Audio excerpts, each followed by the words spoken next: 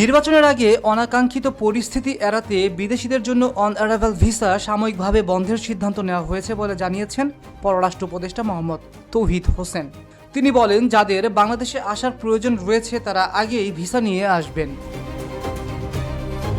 গতকাল পররাষ্ট্র মন্ত্রণালয়ে সাংবাদিকদের সঙ্গে আলাপকালে তিনি এসব কথা বলেন। এর আগে মালদ্বীপে অবস্থিত বাংলাদেশ হাইকমিশনের এক ফেসবুক পোস্টে জানানো হয়, আসন্ন নির্বাচনকে কেন্দ্র করে আগামী 15ই জানুয়ারি থেকে 15ই ফেব্রুয়ারি পর্যন্ত 1 মাস বাংলাদেশে অন অ্যারাইভাল ভিসা সুবিধা বন্ধ থাকবে।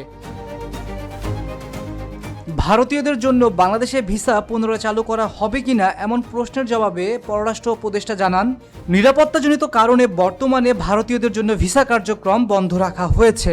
বিশেষ পরিস্থিতির কারণে এই সিদ্ধান্ত নেওয়া হয়েছে বলেও তিনি উল্লেখ করেন।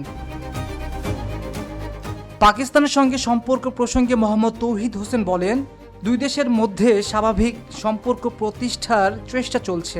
গত 1 বছরে সম্পর্কের অনেকটাই স্বাভাবিক হয়েছে। ভবিষ্যতে আরও কিছু বিষয় অগ্রগতি হলে তা জানানো হবে।